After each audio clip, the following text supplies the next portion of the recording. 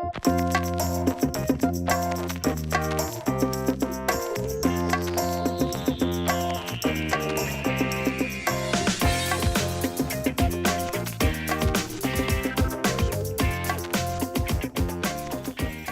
and welcome to this edition of ACMi's Criminal Justice Reform Series.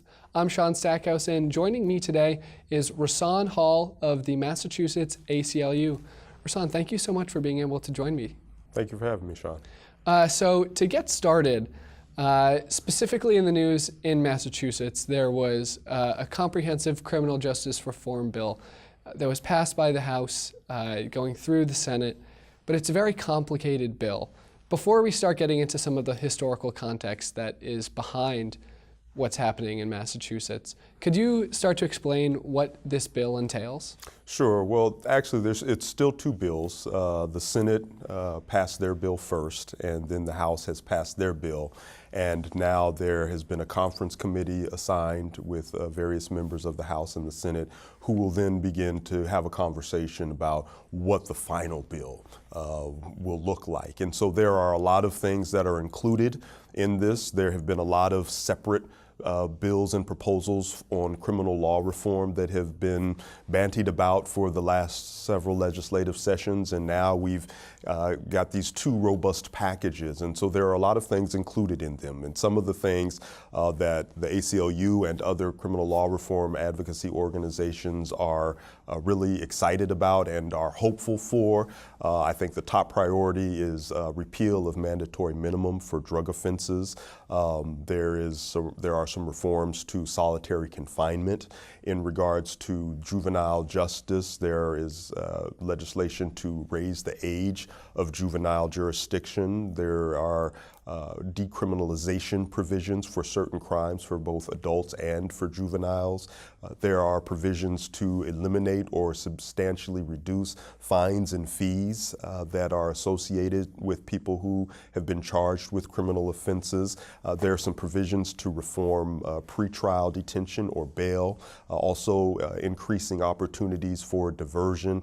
There are really a lot of things that are in there that could make some meaningful impact or have a meaningful impact on the criminal legal system here. There are also some bad things in there. I think one of the most concerning provisions that's included in these bills are provisions that make anyone who sells drug that results in death punishable by the charge of manslaughter. And a lot of us can understand why, particularly in the midst of an opioid crisis, why we would want to hold people accountable for those types of crimes. But the reality is that a lot of people who are dealing drugs are oftentimes suffering from substance abuse disorder themselves. And if they're using with a friend and that friend happens to die, they could then be charged with that murder. And so there are some problematic provisions like that. But there are a lot of other pieces in there. And so we're hoping that through the conference committee process, we see some good positive reforms come out. You had mentioned mandatory minimums. That was the first thing that you had brought up, and I believe it was during the Clinton administration that was really hammered home into society. What has been the largest issue to come from mandatory minimums that is forced to bring about this change? Well, there's been a large public debate around the use of mandatory minimums as a tool of the war on drugs and how that has not only driven mass incarceration, but also the racial disparities in the criminal justice system. In Massachusetts, blacks and Latinos make up roughly 22% of the Commonwealth's population. But when you look at people who are serving sentences on mandatory minimum drug offenses, that number skyrockets up to 75%. And this is in the face of evidence that shows that blacks and Latinos use and sell drugs at relatively comparable rates to whites. So you either have to believe in the inherent criminality of black and Latino people, or you have to believe that there's something wrong with the system. And one of the things that's wrong from the perspective of many advocates is the use of mandatory minimums. And they've been around for a while, even since earlier than the Clinton 94 crime bill, even around the Rockefeller drug laws in New York, and they've risen to prominence and have been grossly misused. Going forward, How is this going to impact those that are already incarcerated for drug crimes that have been impacted by mandatory minimum sentences? So one of the provisions in the Senate bill is for retroactivity or retroactive review of sentences. So people who are serving sentences now that were previously classified as mandatory minimums, if this bill were to pass, they would now be eligible to be reviewed, to have their sentences reviewed for credit for good time. It doesn't mean that they will automatically be released from prison, but one of the problems with mandatory minimums is if the sentence is 5 years, the person who is serving that 5 years has to serve every day of that 5 years. And there's no opportunity for good time, there's no opportunity for early release credits. And the problem with holding people like this is ultimately 95% of the people who are incarcerated will come home one day. And what we want to do for those people who are sitting in these facilities is to incentivize positive behavior and participation in programs and educational opportunities and treatment. If a person doesn't get credit for participating in those programs or for getting treatment, they just serve 5 years dead time and then they're released back out onto the street without any type of treatment or rehabilitation or education. So repealing mandatory minimums does several things, but one of the things is that it makes those people now eligible to participate in programs that incentivize positive behavior and rehabilitation. What's been the role of the ACLU advocating for this bill? So the ACLU, we have been advocating for criminal law reform for years, and our priorities from legislative session to legislative session have been fairly consistent. We have begun to prioritize mandatory minimums and reform of solitary confinement, the collection of data within the criminal legal system as things that are very important and need to happen. And so our role has been really pushing for legislators. Our lobbying work, our legislative director, Gavi Wolf, has been leading the charge in making sure that we are having conversations with all of the key legislators who are making the decisions, who are drafting the legislation. I think a perfect example of how some of our advocacy has worked is there was also in the Senate bill, when it was being voted on, a provision to expand the wiretap law. And this is one of the things that we're concerned about. We don't want to see the expansion of the wiretap law. We don't want to grant law enforcement more invasion into our lives and give them more tools to basically spy on people. And despite the fact that the Senate Chair, Will Brownsberger, wanted it included, law enforcement was behind it, the ACLU had this advocacy campaign where we had all of our members and all of our volunteers calling their elected officials and telling them, don't include any of these amendments into the Senate version of the criminal law bill. Keep that out. It initially looked like it was going to be included, but because of our advocacy as well as some of the advocacy of our partner organizations, it was not included. And so we try to see ourselves as a leading voice in criminal law reform that has some influence in the legislature, but also a responsive voice, because we take some of our cues from the people who are in the building who are doing the work. What is different about Massachusetts that is now allowing a comprehensive reform bill to be pushed forward?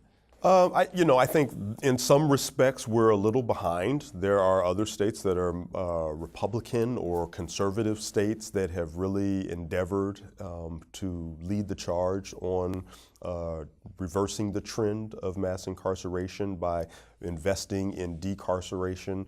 States like Texas have been doing significant work.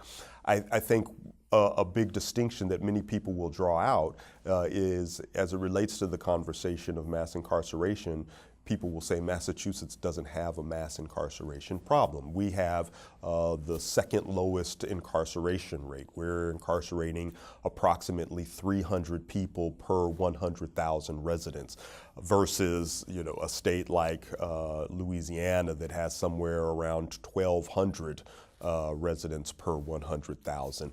The problem with that argument, though, is that it celebrates us as being the best of the worst. If Massachusetts were its own nation, we would have the 8th highest incarceration rate in the world. The United States has only 5% of the world's population, but we have 25% of the world's prison population. So we shouldn't tout the fact that we incarcerate the least of all of the individual states. That said, I think that's part of the reason we've been slow to reform, but I think there are a lot of opportunities for us to go far beyond what's happening in any other state. You had talked about the United States incarceration rate, and you really don't think about it until you see those numbers, and it almost is like a slap across the face to realize that so many of its citizens are incarcerated. Could you provide some historical context to how that became the issue of how mass incarceration became such a problem within the United States? Sure. I mean, I think there are a couple of conversations that are happening now around why we have mass incarceration. And I think Michelle Alexander's book, The New Jim Crow, really highlights from her perspective the way the war on drugs really fueled the increase in incarceration, and the type of laws and the use of federal funding to mobilize and increase police forces really led to an increase in the numbers of people incarcerated. There's been some pushback or some clarification from several other authors. One is Professor Elizabeth Hinton out of Harvard, who in her book, From the War on Poverty to the War on Crime, looks at the pivot from the Johnson administration's investment in the war on poverty to the shift of investment into the war on crime. So to address some of the social issues that existed in poor urban communities, there should have been an investment in social services and agencies, but instead it ended up going to law enforcement. And so these social issues are now being dealt with by police, and this happened in the late 60s, early 70s. Another author who has critiqued Alexander's perspective on this has been John Pfaff in his book Locked In, and he points to the role of prosecutors really being the drivers of the increase in mass incarceration, the use of felony charges, and more people being charged with lengthier sentences. So I think that's what really those are some of the things that we can look at to point to the increase. But I think there's a deeper root when we talk about incarceration in this country, and it is rooted in slavery. There's this term badges and incidents. When the 13th Amendment was enacted, 13th Amendment to the United States Constitution, it was enacted to outlaw slavery, and the spirit behind it was to eliminate the badges and incidents of slavery. Yet the congressional debate around ratification included conversations from legislators who were in the South in trying to get southern states to buy into the 13th Amendment, who said, we believe this provision will work for us because the 13th Amendment outlawed slavery except for people who had been duly convicted of a crime.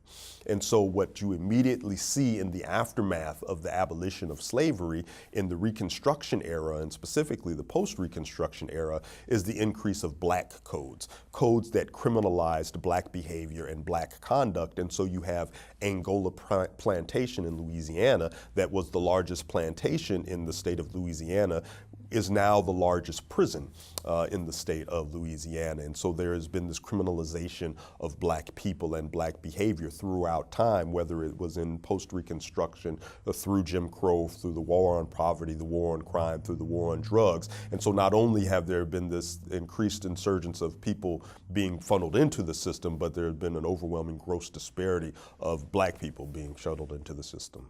But I think there's a larger issue around white supremacy. And when I say white supremacy, I'm not speaking specifically of Nazis and skidheads or the alt-right. I'm talking about an ideology that is rooted in the fabric of this country that centers and values and lifts up white lives, white values, white properties, white behavior. And so everything that is not consistent with that is seen as other. And I think there have been political campaigns that have capitalized on that. You think of Nixon and the Southern strategy in a way to get Southern Democratic votes to become Republican votes. They played off of racial fears of what was happening, urban unrest in the cities, this language about being tough on crime and creating this mythic other that people needed to be protected for is what kind of shifted. And that's some of the same dog whistle politics that we heard when George H.W. Bush ran against Dukakis in the Willie Horton story, right? It's not just so much about somebody being released from prison and committing this horrible offense. It's about a black man that went out and committed a horrible offense, and you need someone in a political office that is going to keep you safe. And we're seeing it again under the current administration. During that campaign, he presented himself as the candidate that was tough on crime, and the crime statistics are down and are trending down. Yet the rhetoric that worked to help get him elected was this othering and this polarization and this exploitation of racial fears. Even if it's not said specifically or overtly as race, it's that dog whistle. It's that allusion to the things that people have in their minds that trigger ideas or images of race. So what is the way to approach and start conversations with people like that, they're not outright racists, they're not going to, KKK rallies, something like that, but it's their everyday microaggressions that they may not even understand that they're doing? How do you start a conversation with someone to try to inform them? Yeah, well, for me, that's complicated. As a black man in America, I feel that black people in particular, people of color more generally, have had to bear the burden of educating, of bearing an olive branch to larger white society, whereas it is something that is not our problem or our responsibility. We are the victims of racism, yet we also bear the burden of addressing it. And so, I try to avoid being the one to initiate the conversations. I'll certainly engage people if the topic comes up or if someone solicits my concerns. I think it is incumbent upon white people and white communities to educate one another, to do the hard work of talking about white supremacy, to talk about structural and institutional racism, and talk about the day-to-day behaviors and actions that people have that they don't perceive as racist, but further solidify and perpetuate the structural inequities that exist. And so when you talk about microaggressions and talk about white privilege, those are conversations that need to happen in white community. And I think once those conversations begin to happen, because you all have access to conversations in groups that I'm not a part of, right? When I come into the room, the conversation changes because people don't want to offend. And I think it's appropriate for there to be those spaces where people can talk openly and honestly, but also be intentional about engaging in an anti-racist dialogue and doing anti-racist training. Those are some of the things that need to happen. Ultimately, there are going to be people who just refuse to acknowledge that this matters. Slavery was over 400 years ago. It doesn't matter. Why should we? I don't own slaves. Why should I be held accountable for that? But I think there needs to be education around the very the benefits of society that we have today, how they flow from this nation's original sin. How does the political divide impact this, where it seems like there's very little bipartisanship between Republicans and Democrats, in Congress and even just in everyday life. How has that been impacting the issues we see with race in society? And I think it's given the very polarizing nature of this campaign, and when you look at racial demographics along party lines, it further exacerbates the divide between the two parties, but also through segments of society. I think there was one of Nixon's chiefs of staff, John Ehrlichman, I believe, talked about how that Southern strategy was used and how there was a targeting of blacks and the anti-war left, and how that was used, how the war on drugs was used to other those groups. And I think Lee Atwater also talked about being in the Reagan administration and how describing how the Southern strategy worked. There were certain things that you could say before. You could talk specifically about race along party lines, but when that became frowned upon, there had to be these other topics that you talked about to gin up the base. So you talked about forced busing, or you talked about tax reform. And so those are some of the same conversations. When you look at who are the people who are most deeply impacted by the priorities of this administration and the right, it's overwhelmingly people of color, immigrants, Muslims, poor people, and women. And not to say that the left or the Democrats have it right.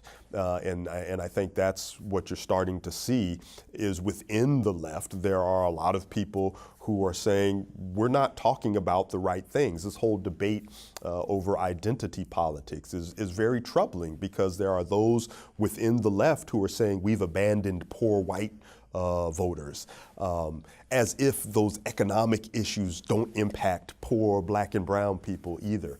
And so it's very complicated. There are levels to this, and I just think the divisiveness of partisan politics further exacerbates the racial divide. How would policy change be pushed forward if there was a better representation of people of color within Congress, whether that be in Massachusetts or even at the federal level? That's interesting, right? Because there's this conversation that's always being had about we need more diversity.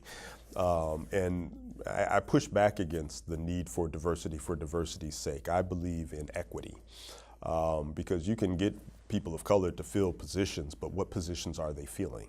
Right? What type of authority, what type of power do they have? And then what perspective and worldview do they bring to the work? We talk about diversifying police force, but sometimes police violence against communities of color is worse among officers of color. So, greater representation in and of itself is not the solution. It's about having the appropriate representatives in positions of power with the appropriate perspective and interest in improving the conditions and the plight specifically of the most oppressed. It's not this notion of a rising tide lifts all ships, because frankly there's some people that don't even have ships. There's people who have rafts, there's people who are doggy paddling or hanging on a drift piece of wood. So as we're starting to sort of wind down, I would like to give you just a chance to talk about what's most important for you right now with the ACLU that you think ACMi viewers would really benefit from having an informed perspective on. Sure. There are two things that are a priority for the ACLU as it relates to my work as the director of the Racial Justice Program. And so first, we began with it, and it's the conversation around the criminal law reform packages that are both in the House and Senate and will be moving through the conference committee. I think it's very important for people to reach out to their elected officials and and express their concerns and their desires to see good, comprehensive criminal law reform take place. Legislators are often bombarded with calls and visits from advocates, but who they really want to hear from are their constituents. And the problem is, I think, a lot of the constituents that they have, particularly when you get outside of Boston, are not people who are directly impacted by the criminal legal system. And I think it's hard for people to feel invested in reform when it's not their children, when it's not their community that is impacted by this. But in reality, it is. Because when Massachusetts, when the least among us are not doing well, when there are racial disparities that exist in the criminal legal system like they do, that impacts education in a community, that impacts resources that go to a community, that impacts the life trajectory of young people, whether they're involved in the system or whether their parents are involved in the system, because ultimately those will be the people who will end up being system involved. There's greater likelihood of people being involved in the criminal legal system if they have an incarcerated parent. That's why I was particularly thrilled to see that in the Senate bill, one of my dear friends, Andrea James, had a bill for primary caretakers, for judges to find sentencing alternatives for people who are the primary caretakers of their children. So again, the criminal law reform package is very important. People need to hear from their elected officials, need to hear from their constituents. The second thing that is a priority for the ACLU and directly relates to the work that I'm doing is next Wednesday, the 13th of December, we will be launching our What a Difference a DA Makes. I mentioned earlier John Pfaff's book, Locked In. It points to the role of prosecutors as being one of the key drivers or players in the criminal legal system that have contributed to mass incarceration, that have driven racial disparities. And so our goal here in Massachusetts is to launch this public education campaign to really make Massachusetts voters aware of the role, power, and influence that district attorneys have in the criminal legal system. They are, for all intents and purposes, one of the most influential and powerful players in the system. In many instances, they decide who gets charged with the crime and what crime it is. They have the power to leverage guilty pleas with the use of mandatory minimum sentences. They oftentimes are the main opponents of meaningful criminal law reform because it would take tools away from them. We did recent polling and it showed that only 62% of Massachusetts voters knew that the district attorney was an elected official. In the last 20 years, 77% of the district attorneys have run in uncontested elections. That means that nobody's challenging them, so that means that they don't ever have to go out and talk about what their policy positions are. What is their stance on racial justice? What is their commitment to reducing incarceration? Nobody knows, and nobody has to know because the district attorneys aren't being challenged. And so our goal is to really go out and educate voters, to do canvassing, to do report cards on all of the sitting district attorneys, and also to get out the vote. And in this work, we want to center and prioritize the work of formerly incarcerated people, because these are the people who are most directly, or who have been most directly impacted by the criminal legal system, and their voices need to be centered and heard. So we're looking forward to running this campaign throughout, from December all the way throughout November. There'll be candidate forums, there'll be instructional explainer videos, we'll be doing trainings and court watching so people can actually go and know what to look for, sit in a courtroom and know what to look for and understand what's happening to get a better sense of the impact that prosecutors have on people's day-to-day lives. Well, I want to thank you so much for taking the time out of your day to come and talk with us. This is an extremely important topic, and it's a discussion that should never stop and will never stop. And the work that you do with the ACLU is just so great to see, and we at ACMi appreciate the time that you've been able to give us. Thank you, and thank you for having me. All right, thank you so much for tuning in to this edition of ACMi's Criminal Justice Reform Series. I'm Sean Stackhouse, and we'll see you next time.